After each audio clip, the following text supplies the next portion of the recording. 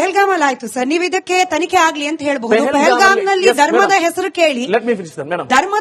ಕೇಳಿ ಹತ್ಯೆ ಮಾಡಿದಾಗ್ಲೂ ಕೂಡ ನಾವು ಧರ್ಮದ ಉದ್ದೇಶಕ್ಕೆ ಈ ಉಗ್ರವಾದಿ ಚಟುವಟಿಕೆಗಳು ಆಗ್ತಿಲ್ಲ ಅಂತ ಹೇಳಿ ಯಾಕೆ ಭಾವಿಸ್ಬೇಕು, ಅಥವಾ ಪಹಲ್ಗಾಮ್ ಅಲ್ಲಿ ದಾಳಿ ಆಯ್ತಲ್ವಾ, ಅದರಲ್ಲಿ ಸತ್ತವರು ಕೇವಲ ಹಿಂದೂಗಳು ಮಾತ್ರ ಆಗಿದ್ರ? ಟಾರ್ಗೆಟ್ ಆದವ್ರು ಯಾರು ಅಲ್ಲ, ಸತ್ತವರು ಟಾರ್ಗೆಟ್ ಆದವ್ರು ಯಾರು? ತಾಜ್ ಹೋಟೆಲ್ ನ ಒಳಗ್ ನುಗ್ದಾಗ್ಲೂ ಕೂಡ ತಾಜ್ ಹೋಟೆಲ್ ಒಳಗೆ ನುಗ್ದಾಗ್ಲೂ ಕೂಡ ಉಗ್ರರು ನೀವು ಮುಸ್ಲಿಮರ ಅಂತ ಕೇಳಿ ಅವರನ್ನ ಬಿಟ್ಟು ಹಿಂದೂಗಳನ್ನ ಹೊಡೆದಿದ್ದನ್ನ ದೇಶ ಕಣ್ಣಾರೆ ಕಂಡಿದೆ. ಇದು ಮಾಧ್ಯಮಗಳು ಸೃಷ್ಟಿಸಿದ ಒಂದು ಅವಾಂತರ. ಕಣ್ಣ ಮುಂದೆ ರಾಚುವ ಸಾಕ್ಷಿಗಳಿರುವಾಗ್ಲೂ ಕೂಡ ಮಾಧ್ಯಮ ಸೃಷ್ಟಿ ಸಾಕ್ಷಿಗಳು ಇದೆ. ಜನ ಮೂರ್ಖರಲ್ಲ, ಇದನ್ನು ಹೇಳಿಲ್ಲ ಅಂತ ನಾವು ಅದು ಕೂಡ ಅರ್ಥ ಮಾಡ್ಕೋಬೇಕು. ಒಂದ್ ಸೈಡ್ ಮಾತ್ರ ನೋಡಬಾರ್ದು. ಇದರಲ್ಲಿ ನಾನು ಓಪನ್ ಆಗಿ ಪ್ರಶ್ನೆ ಕೇಳ್ತೀನಿ. ಒಂದು ರಾಮೇಶ್ವರಂ ಕೆಫೆ ಅಲ್ಲಿ ಬ್ಲಾಸ್ಟ್ ಮಾಡುವ ಮುಂಚೆ ಮಸೀದಿಗೆ ಹೋಗಿ ನಮಾಜ್ ಮಾಡಿ ಬಂದ್ಬಿಟ್ಟು ನಂತರದಲ್ಲಿ ಬ್ಲಾಸ್ಟ್ ಮಾಡ್ತಾನೆ ಅಂತಂದ್ರೆ ಈತನನ್ನ ನೀವ್ ಏನಂತ ಕರಿತೀರಿ? ಈತನಿಗೆ ಧರ್ಮದಾಮಲು, ನಾನಿದು ಹಿಂದೂ ಆಗಿದ್ರು ಕೂಡ ಪ್ರಶ್ನೆ ಮಾಡ್ತಿದ್ದೆ, ಧರ್ಮದಾಮಲು ತಲೆ ಮೇಲೆ ತುಂಬಿ ಅಮಾಯಕ ಹಿಂದೂಗಳನ್ನ ಕೊಲ್ಲುವ ಉದ್ದೇಶ ಈ ಸೋಕಾಲ್ಡ್ ಕೆಲ, ಎಲ್ಲರೂ ಅಲ್ಲ, ಈ ಸೋಕಾಲ್ಡ್ ಕೆಲ ರಾಡಿಕಲ್ ಇಸ್ಲಾಮಿಕ್ ಟೆರರಿಸ್ಟ್ ಗಳಿಗೆ ಇಲ್ಲ ಅಂತ ಹೇಳಿ ಖಡಾಖಂಡಿತವಾಗಿ ಹೆಂಗ್ ಹೇಳ್ತೀರಿ ನೀವು? ಇಲ್ಲ ಮೇಡಮ್, ಅಲ್ಲ, ನನಗೊಂದು ಪ್ರಶ್ನೆ ಇದೆ. ಈ ಭಯೋತ್ಪಾದನೆ ಅನ್ನೋದು ಭಯವನ್ನು ಉತ್ಪಾದಿಸುವವರು ಅಲ್ವಾ? ಖಂಡಿತ ತಾನೆ. ಭೀಕರವಾದ ಅನ್ನೋದು ಒಂದು ಭೀಕರವಾದ ವಾದವನ್ನು ಸೃಷ್ಟಿಸುವವನು. ಅದು ಪೆಹಲ್ಗಾಮ್ ಅಲ್ಲೋ ಕಾಶ್ಮೀರದಲ್ಲೋ ಇನ್ನು ಕನ್ಯಾಕುಮಾರಿಯಲ್ಲಿ ಆಗ್ಬೇಕು ಅಂತ ಇದೆಯಾ? ಇಲ್ಲ. ನಮ್ ಸೌತ್ ಕನ್ನಡದಲ್ಲಿ ಆಗ್ತಾ ಇಲ್ವಾ? ಮನುಷ್ಯನು ಕಾಶ್ಮೀರದವನಾದ್ರೂ ಇಲ್ಲ ಬೆಂಗಳೂರಿನವನಾದ್ರೂ ಕರಾವಳಿಯ ಮಂಗಳೂರಿನವರಾದ್ರೂ ಮನುಷ್ಯ ತಾನೆ ಅಲ್ವಾ? ಅಲ್ಲಿ ಕೊಂದಾದ ಕಾಶ್ಮೀರದಲ್ಲಿ ಕೊಂದ್ರೆ ಅವನು ಭಯೋತ್ಪಾದಕ, ಇಲ್ಲಿ ಕೊಂದ್ರೆ ಧರ್ಮದ ಹೆಸರಲ್ಲಿ, ದೇವಸ್ಥಾನದ ಹೆಸರಲ್ಲಿ ಅಥವಾ ಇನ್ನೂ ಕ್ಷುಲ್ಲಕ ಕಾರಣಕ್ಕೆ ಕೊಂದ್ರೆ ಅವನು ಭಯೋತ್ಪಾದಕ ಅಲ್ಲ. 100% ಹೌದು. ಅದನ್ನು ಯಾಕೆ ನೀವು ಚರ್ಚೆ ಮಾಡಲ್ಲ? ಭಯೋತ್ಪಾದಕ ಅದಕ್ಕೆ ನಾನು ಹೇಳ್ತಿರೋದು ಮೇಡಮ್, ಯಾರೇ ಆಗ್ಲಿ, ಮೊಹಮ್ಮದ್ ಆಗಿರ್ಲಿ, ಅಹಮದ್ ಆಗಿರ್ಲಿ, ಯಾರೇ ಆಗಿರ್ಲಿ, ಭಯೋತ್ಪಾದಕ ಚಟುವಟಿಕೆಯಲ್ಲಿ ಅವನು ಪಾಲ್ಗೊಂಡು ಅವನ ಆರೋಪಿತ ಸಾಬೀತಾದ್ರೆ ಧರ್ಮದ ಹೆಸರಲ್ಲಿ ಅವನು ಗುರುತಿಸಬೇಡಿ. ಭಯೋತ್ಪಾದಕ ಅಂತ ಹೇಳಿ ಗುರುತಿಸಿ ಅವನಿಗೆ ಶಿಕ್ಷೆ ಕೊಡಿ. ನಾರಾಯೇ ತಕ್ಬೀರ್ ಅಲ್ಲಾಹು ಅಕ್ಬರ್ ಅಂತ ಹೇಳಿ ಘೋಷಣೆಯನ್ನ ಕೂಗಿ ನಂತರದಲ್ಲಿ ನರಮೇಧ ಮಾಡ್ಲಿಕ್ಕೆ ಹೋದಾಗ್ಲೂ ಕೂಡ ಈತನ ತಲೆಯಲ್ಲಿರೋದು ಧರ್ಮದ ಅಫೀಮು ಅಂತ ಹೇಳಿ ನಾವು ಹೇಳಬಾರ್ದ? ಎಸ್, ಸೇಮ್ ಒಂದು ಕ್ವಶನ್ ಕೇಳ್ಬೋದಲ್ವಾ? ರಂಜಾನ್ ನಲ್ಲಿ ಕೊನೆಯ ಉಪವಾಸ, ಅವನು ಹೊಸ ಉಡುಪನ್ನು ಈದಿಗೆ ತಗೊಳ್ಳಕ್ಕೆ ಅಂತ ಬರ್ತಾರೆ, 18 ವರ್ಷದ ಯುವಕ. ಅವನನ್ನು ಕೊಲ್ಲುವಾಗ, ಬಡಿದು ಕೊಲ್ಲುವಾಗ, ಈ ಶುಂಠಿಯನ್ನು ಜಜ್ಜಿ ಕೊಲ್ಲುವಾಗ ಜೈ ಶ್ರೀರಾಮ್ ಅಂತ ಹೇಳ್ತಾ ಇದ್ರು.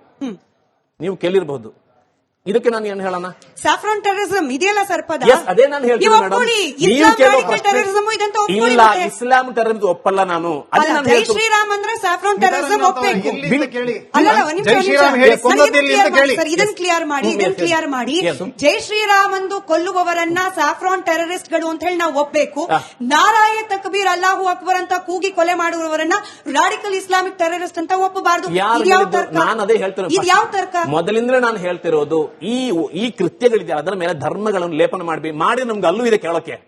ಅದಕ್ಕೆ ಧರ್ಮ ಅಂತ ಇಲ್ಲಿ ಹೇಳ್ಬೇಡಿ. ಭಯೋತ್ಪಾದನೆ ಅಂದ್ರೆ ದನಗೊಂದ ಹೆಸರಲ್ಲಾಗಿರ್ಲಿ ಅಥವಾ ಹೆಣ್ಣಿನ ವಿಚಾರದಲ್ಲಾಗಿರ್ಲಿ, ಫ್ಯಾಮಿಲಿ ಒಂದು ಮನುಕುಲವನ್ನು ಕೊಲ್ಲುವವನಿದ್ದಾರೆ, ಅವನು ಕೊಲೆಗಡುಕರು ಅಥವಾ ಭಯೋತ್ಪಾದಕರು, ಭೀಕರವಾದಿಗಳು ಅಂತ ಹೆಸರಲ್ಲಿ ಕರೆಯಿರಿ. ಯಾಕೆ ನಾವು ಇಸ್ಲಾಮು, ಹಿಂದೂ, ಕ್ರಿಶ್ಚಿಯನ್ ಅಂತ ಸೇರಿಸಬೇಕು? ಸರಿ, ನಾನು ಪಹಲ್ಗಾಮ್ ಅಲ್ಲಿ ಆಯ್ತು ಸರ್, ನೀವು ಇದಕ್ಕೆ ತನಿಖೆ ಆಗ್ಲಿ ಅಂತ ಹೇಳ್ಬಹುದು. ಪಹಲ್ಗಾಮ್ ನಲ್ಲಿ ಧರ್ಮದ ಹೆಸರು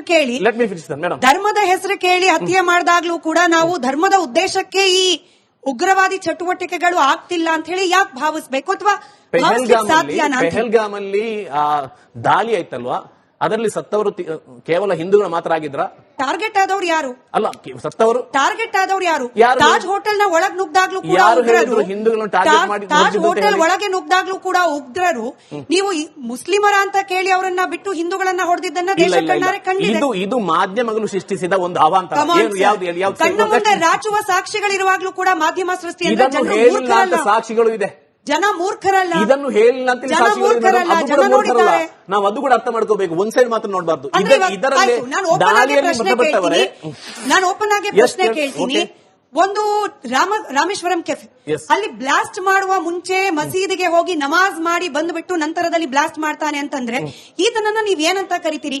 ಈತನಿಗೆ ಧರ್ಮದಾಮಲು, ನಾನಿದು ಹಿಂದೂ ಆಗಿದ್ರು ಕೂಡ ಪ್ರಶ್ನೆ ಮಾಡ್ತಿದ್ದೆ, ಧರ್ಮದಾಮಲು ತಲೆ ಮೇಲೆ ತುಂಬಿ ಅಮಾಯಕ ಹಿಂದೂಗಳನ್ನ ಕೊಲ್ಲುವ ಉದ್ದೇಶ ಈ ಸೋಕಾಲ್ಡ್ ಕೆಲ, ಎಲ್ಲರೂ ಅಲ್ಲ, ಈ ಸೋಕಾಲ್ಡ್ ಕೆಲ ರಾಡಿಕಲ್ ಇಸ್ಲಾಮಿಕ್ ಟೆರರಿಸ್ಟ್ ಗಳಿಗೆ ಇಲ್ಲ ಅಂತ ಹೇಳಿ ಖಡಾಖಂಡಿತವಾಗಿ ಹೆಂಗ್ ಹೇಳ್ತೀರಿ ನೀವು? ಇಲ್ಲ ಮೇಡಮ್, ಅಲ್ಲ, ನನಗೊಂದು ಪ್ರಶ್ನೆ ಇದೆ. ಈ ಭಯೋತ್ಪಾದನೆ ಅನ್ನೋದು ಭಯವನ್ನು ಉತ್ಪಾದಿಸುವವರು ಅಲ್ವಾ? ಖಂಡಿತ ತಾನೆ. ಭೀಕರವಾದ ಅನ್ನೋದು ಒಂದು ಭೀಕರವಾದ ವಾದವನ್ನು ಸೃಷ್ಟಿಸೋನು. ಅದು ಪೆಹಲ್ಗಾಮಲ್ಲೋ ಕಾಶ್ಮೀರದಲ್ಲೋ ಇನ್ನು ಕನ್ಯಾಕುಮಾರಿಯಲ್ಲಿ ಆಗ್ಬೇಕು ಅಂತ ಇದೆಯಾ? ಇಲ್ಲ. ನಮ್ ಸೌತ್ ಕನ್ನಡದಲ್ಲಿ ಆಗ್ತಾ ಇಲ್ವಾ? ಮನುಷ್ಯನು ಕಾಶ್ಮೀರದವನಾದ್ರೂ ಇಲ್ಲ ಬೆಂಗಳೂರಿನವನಾದ್ರೂ ಕರಾವಳಿಯ ಮಂಗಳೂರಿನವನಾದ್ರೂ ಮನುಷ್ಯ ತಾನೆ ಅಲ್ವಾ?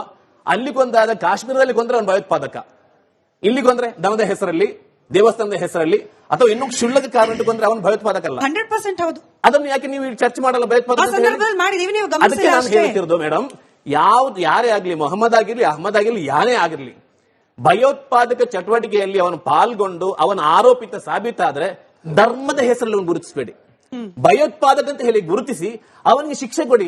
ನಾರಾಯ ತಕ್ಬೀರ್ ಅಲ್ಲಾಹು ಅಕ್ಬರ್ ಅಂತ ಹೇಳಿ ಘೋಷಣೆಯನ್ನ ಕೂಗಿ ನಂತರದಲ್ಲಿ ನರಮೇಧ ಮಾಡ್ಲಿಕ್ಕೆ ಹೋದಾಗ್ಲೂ ಕೂಡ ಈತನ ತಲೆಯಲ್ಲಿರೋದು ಧರ್ಮದ ಅಫೀಮು ಅಂತ ಹೇಳಿ ನಾವು ಹೇಳಬಾರ್ದ?